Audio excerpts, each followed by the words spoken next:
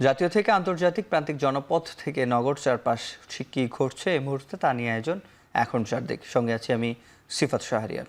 সংবিধানের ভিত্তি প্রস্তাবনাতে মহান মুক্তিযুদ্ধের জন্য ২৪-এর গণ অভ্যুত্থানকে গুরুত্ব দিয়ে প্রস্তাব দিয়েছে সংবিধান সংস্কার কমিশন। এখানে স্থান পেয়েছে দুই ধরনের নির্বাচন পদ্ধতির দ্বিকক্ষ বিশিষ্ট আইনসভার প্রস্তাব। সংবিধানের মূলনীতিতে মহান মুক্তিযুদ্ধের সাম্য, মানবিক মর্যাদা, সামাজিক ন্যায় বিচারের সঙ্গে জায়গা পেয়েছে বহুত্ববাদ ও গণতন্ত্র।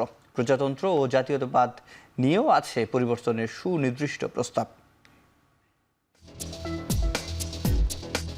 সংবিধান সংস্কার কমিশন মূলত ৭টি বিষয়কে প্রাধান্য দিয়ে সুপারিশগুলো প্রস্তাব করেছে। এর শুরুতেই আছে মহান মুক্তিযুদ্ধের সঙ্গে ২৪-এর গণঅভ্যুত্থানকে গুরুত্ব দেয়া। তারা বলছেন, এই সুপারিশ প্রস্তাবের মূল লক্ষ্য ক্ষমতার প্রাতিষ্ঠানিক ভারসাম্য প্রতিষ্ঠা করা, প্রধানমন্ত্রীর পদে একচ্ছত্র ক্ষমতা হ্রাস, বিচার বিভাগ বিকেন্দ্রীকরণ সহ স্থানীয় সরকার ব্যবস্থা শক্তিশালী করা। সংবিধানের প্রস্তাবনাতেও পরিবর্তনের সুপারিশ করেছে কমিশন। যা শুরুতে বলা হয়েছে, বাংলাদেশের জনগণ এই ভূখণ্ডের মানুষের মুক্তির লক্ষ্যে ঐতিহাসিক সংগ্রামের ধারাবাহিকতায় স্বাধীনতা অর্জন করেছে এবং গণতন্ত্র প্রতিষ্ঠায় স্বৈরাচারী ও ফ্যাসিবাদী শাসনের বিরুদ্ধে ঐক্যবদ্ধ প্রতিরোধ গড়ে তুলেছে। নাগরিকতন্ত্র নিয়ে মূল উল্লেখযোগ্য প্রস্তাবের মধ্যে আছে গণপ্রজাতন্ত্রী বাংলাদেশের জায়গায় জনগণতন্ত্রী বাংলাদেশ, বাঙালি জাতির জায়গায় বাংলাদেশি হিসেবে পরিচিতি লাভ। সংবিধানের মূলনীতিতে বলা হয়েছে, মহান মুক্তিযুদ্ধের সাম্য, মানবিক মর্যাদা, সামাজিক সুবিচারের সঙ্গে বহুত্ববাদ এবং গণতন্ত্র সংবিধানের মূলনীতি হিসাবে বিবেচিত হবে। নাগরিকের মৌলিক অধিকার ও স্বাধীনতা আরও বিস্তৃত ও স্পষ্ট করা হয়েছে সংবিধান কমিশনের প্রস্তাবনায়। আইনসভা নিয়ে এসেছে উল্লেখযোগ্য পরিবর্তন।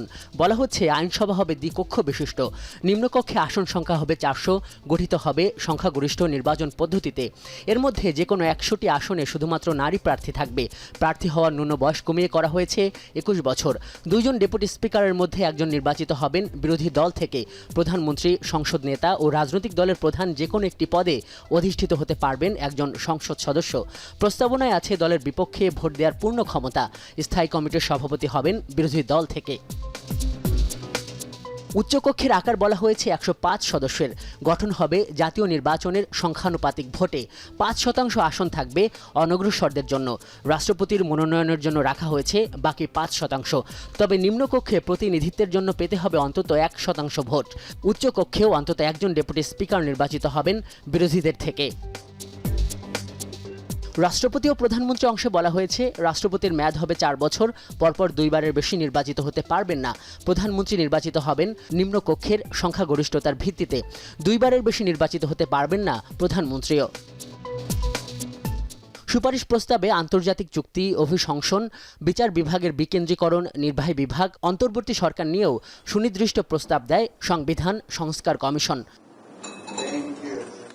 আজহার লিমন, এখন, ঢাকা।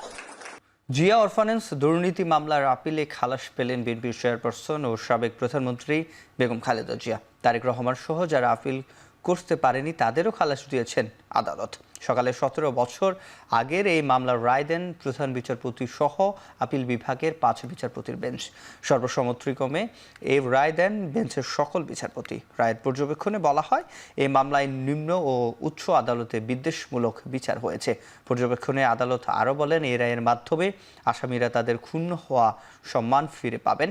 রায় শেষে বেগম জিয়ার আইনজীবীরা বলেন, ৫ আগস্টের গণ অভ্যুত্থানের পর বিচার বিভাগ স্বাধীনভাবে কাজ করায় সাজানো মামলার নির্দোষ প্রমাণিত হয়েছে বেগম খালেদা জিয়া।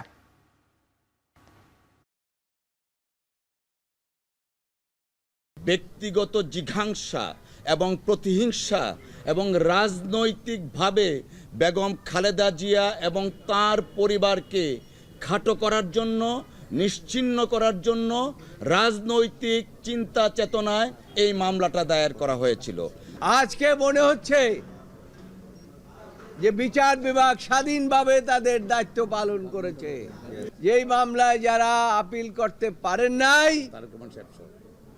জনাব তারেক রহমান সহ সকলকেই তিনি খালাস দিয়েছেন এই আদালত। সাবেক প্রধানমন্ত্রী শেখ হাসিনার মেয়ে সাইমা ওয়াজেদ পুতুল, টিউলিপ সিদ্দিক, তার সরকারের সাবেক মুখ্য সচিব তোফাজ্জল হোসেন সহ মোট 7 জনের নামে ক্ষমতার অপব্যবহার, অবৈধ সম্পদ অর্জন সহ নানা অভিযোগ অনুসন্ধান শুরু করেছে দুর্নীতি দমন কমিশন দুদক।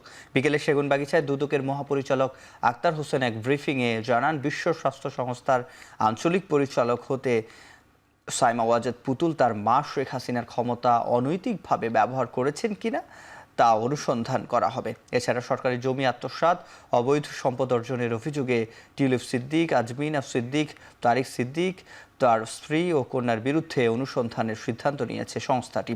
এছাড়া অবৈধ সম্পদ অর্জনের অভিযোগে তদন্ত শুরু হয়েছে শেখ হাসিনা সরকারের সাবেক মুখ্য সচিব তোফাজ্জল হোসেনের বিরুদ্ধে। পাশাপাশি 452 কোটি টাকা পাচারের অভিযোগে আওয়ামী লীগ সরকারের সাবেক প্রতিমন্ত্রী জাহাঙ্গীর কবির নানক, সাবেক সংসদ সদস্য শামীম ওসমান সহ মোট 6 জনের নামে মামলা করেছে সংস্থাটি। তারিক সিদ্দিকী, তার স্ত্রী শাহিন সিদ্দিক, মেয়ে বুশরা সিদ্দিক, ভাতিজি টিউলিপ সিদ্দিক এবং আজমিনা সিদ্দিক, এই 5 জন দেশে বিদেশে নামে বেনামে অবৈধ সম্পদ অর্জনের অভিযোগের প্রেক্ষিতে এ বিষয়ে অনুসন্ধানের সিদ্ধান্ত গৃহীত হয়েছে। সাবেক প্রধানমন্ত্রী শেখ হাসিনা তার মেয়ে সাইমা ওয়াজেদ পুতুলকে দক্ষিণ পূর্ব এশিয়ার আঞ্চলিক পরিচালক হওয়ার যোগ্যতা না থাকা সত্ত্বেও WHO এর আঞ্চলিক পরিচালক বানাতে তার ক্ষমতার অনৈতিকভাবে ব্যবহার করেছিলেন মর্মে অভিযোগ রয়েছে। জুলাই অভ্যুত্থানে হামলা ও গুলির ঘটনায় সাবেক রাষ্ট্রপতি আব্দুল হামিদ সহ 124 জনের বিরুদ্ধে মামলা হয়েছে কিশোরগঞ্জ সদর থানায়। মামলায় সাবেক প্রধানমন্ত্রী শেখ হাসিনা, শেখ রেহানা, সজীব ওয়াজেদ জয় ও সাইমা ওয়াজেদ পুতুলকেও আসামি করা হয়েছে। সকালে কিশোরগঞ্জ সদর মডেল থানার ভারপ্রাপ্ত কর্মকর্তা আবদুল্লাহ আল মামুন মামলার বিষয়টি নিশ্চিত করে জানান, তহুমুল ইসলাম নামে এক ব্যক্তি মামলাটি দায়ের করেছেন। মামলার সাবেক প্রধানমন্ত্রী শেখ হাসিনা, শেখ রেহানা ও সাবেক রাষ্ট্রপতি আব্দুল হামিদকে যথাক্রমে 1, 2 এবং 3 নম্বর আসামি করা হয়েছে বলেও জানান তিনি। ছাত্র জনতা আন্দোলনের দমনের অভিযোগে এরই মধ্যে কিশোরগঞ্জে প্রায় 50টি মামলা হয়েছে, তবে এটি প্রথম কোনো মামলা যেখানে সাবেক রাষ্ট্রপতি আসামি করা হয়েছে। টিউলিপ সিদ্দিকের পদত্যাগপত্র গ্রহণ করে তাকে একটি চিঠি লিখেছেন ব্রিটিশ প্রধানমন্ত্রী কিয়ার স্টারমার। চিঠিতে তিনি বলেছেন, টিউলিপের জন্য ব্রিটিশ সরকারের দরজা খোলা আছে। 10 নম্বর ডাউনিং স্ট্রিট থেকে পাঠানো চিঠিতে স্টারমার ইকোনমিক সেক্রেটারি হিসেবে দায়িত্ব পালনের জন্য টিউলিপকে ধন্যবাদ জানান। ব্রিটেনকে বদলে দেওয়ার যে লক্ষ্য নিয়ে সরকার কাজ করছে সেখান থেকে যেন মনোযোগ ব্যাহত না হয় তার নিশ্চিতে টিউলিপ পদত্যাগ করেছেন বলেও জানান তিনি। বলেন, স্বপ্রণোদিত হয়ে নিজের বিরুদ্ধে তদন্তের আহ্বান জানিয়ে তদন্তকারী স্যার লরি ম্যাগনাসকে সহযোগিতা করেছেন টিউলিপ। এদিকে যুক্তরাজ্যের ছায়ামন্ত্রী সভার স্বরাষ্ট্রমন্ত্রী ক্রিস পিলিফ বলেছেন, টিউলিপের বিরুদ্ধে পদক্ষেপ নিতে স্টারমার অনেক বেশি দেরি করে ফেলেছেন, আর সম্পত্তির ইস্যুতে অনেক তথ্য এখনও অজানা। এ বিষয়ে আরও তদন্ত প্রয়োজন। এদিকে ইকোনমিক সেক্রেটারি হিসেবে তার স্থলাভিষিক্ত হয়েছেন ব্রিটিশ আইন প্রণেতা এমা রেলস।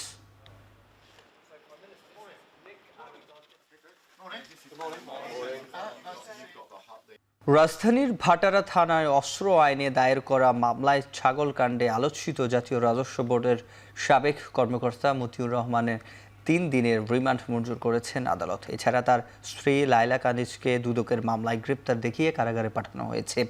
এদিন সন্ধ্যায় মতিউর রহমানকে ঢাকার আদালতে তোলা হয়। এর আগে মঙ্গলবার তাকে সস্ত্রীক বসুন্ধরা আবাসিক এলাকার একটি বাসা থেকে গ্রেফতার করে গোয়েন্দা পুলিশ। এ সময় তার কাছ থেকে জব্দ করা হয় একটি শটগান ও 24 রাউন্ড গুলি। এই ঘটনায় রাজধানীর ভাটারা থানায় অস্ত্র মামলায় তার 10 দিনের রিমান্ড আবেদন করে পুলিশ। পরে আদালত তার 3 দিনের রিমান্ড মঞ্জুর করে। এদিকে আদালতের ছাগল কাণ্ডকে নিজের পাপ উল্লেখ করে মতিউর আদালতে বলেন, আওয়ামী লীগ সরকারের রোষানলের শিকার তিনি।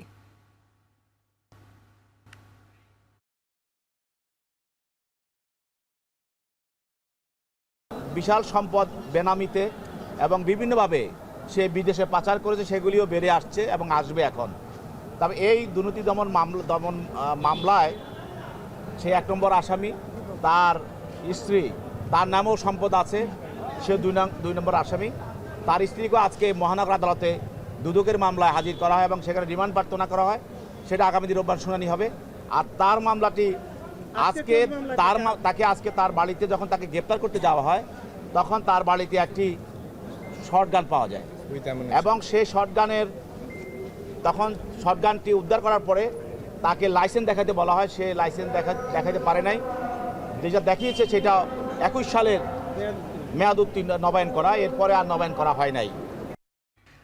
ডাকসুর গঠনতন্ত্রে 18টি ও হল সংসদে 22টি সংস্কার প্রস্তাবনা সহ মোট 377টি সংস্কার প্রস্তাবনা দিয়েছে ঢাকা বিশ্ববিদ্যালয়ের ছাত্রদল। বুধবার বিকেলে ডাকসু গঠনতন্ত্রের সংস্কার প্রস্তাবনা বিশ্ববিদ্যালয়ের রেজিস্ট্রারের কাছে জমাদান শেষে ছাত্র শিক্ষক কেন্দ্রে আয়োজিত সংবাদ সম্মেলনে এ তথ্য জানায় ঢাবি ছাত্রদলের সাধারণ সম্পাদক নাহিদুজ্জামান শিপন।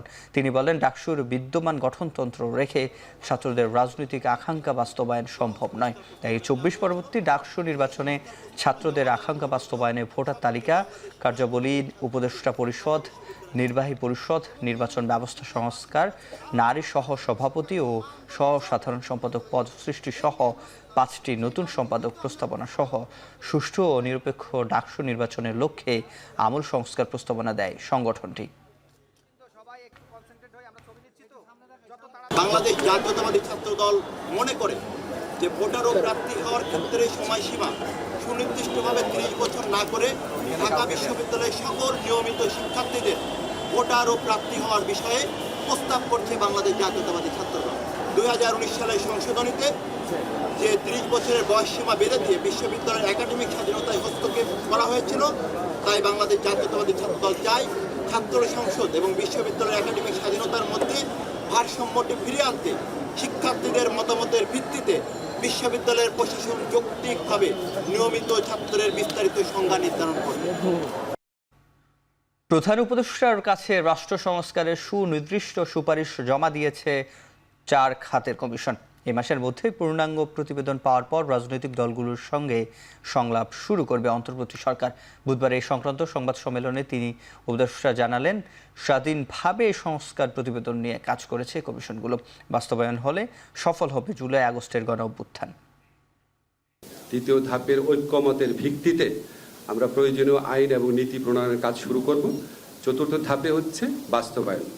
তো আমাদের প্রত্যাশা আছে, ইচ্ছা আছে, পুরো কাজটাই আমরা সম্পন্ন করে যেতে পারবো, বাট এটা ডিপেন্ড করছে প্রধানত রাজনৈতিক দলগুলোর ঐক্যমতের উপর, তারা কতটুকু সংস্কার করতে ঐক্যমত পোষণ করতে পারেন। পূর্ণাঙ্গ রিপোর্টগুলো আপনারা পেয়ে যাবেন এই মাসের 31 তারিখের মধ্যে। পরবর্তী পদক্ষেপ কি হবে, তারা তাদের রিপোর্টগুলো, যেহেতু তারা প্রত্যেকেই স্বাধীনভাবে কাজ করেছে, এখন সমন্বয়ের কাজটা তারা কমিশনরাই করবে। আজকে যে কমিশনগুলো রিপোর্ট দিয়েছে, সেই রিপোর্টগুলো সকল রাজনৈতিক দলের লিখিত বক্তব্য প্রতিফলন করেছে।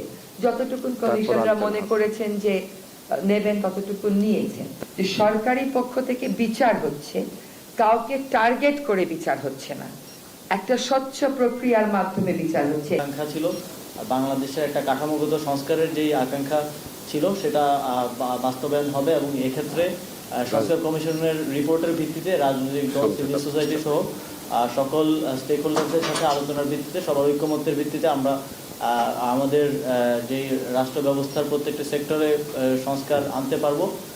এবার আন্তর্জাতিক প্রসঙ্গ। এখনও দাবানলে জ্বলছে ক্যালিফোর্নিয়ার লস অ্যাঞ্জেলেস। 24 ঘন্টায় বাতাসের গতিবেগ বাড়বে বলে পূর্বাভাস দেওয়া হয়েছে, যে কারণে আরও নিয়ন্ত্রণের বাইরে চলে যেতে পারে এই দাবানল। এখন পর্যন্ত ইটন আর প্যালিসেডস ক্যালিফোর্নিয়ার ইতিহাসে দ্বিতীয় আর চতুর্থ ভয়াবহ দাবানল। দাবানলে জ্বলে পুড়ে গেছে 60 স্কয়ার মাইল এলাকা, যা প্যারিসের চেয়েও বড়। দাবানল মোকাবিলায় প্রস্তুতি নিচ্ছে দেশটির ফায়ার সার্ভিস। এই আগুনে এখন পর্যন্ত 25 জনের প্রাণ গেছে। প্যালিসেডস দাবানল ইস্যুতে এখন পর্যন্ত 14 জনকে গ্রেফতার করা হয়েছে। দক্ষিণাঞ্চলের আরও 90 বাসিন্দাকে নিরাপদে সরে যাওয়ার নির্দেশ দেওয়া হয়েছে। বিদ্যুৎ বিচ্ছিন্ন হয়ে পড়েছেন 66,000 বাসিন্দা।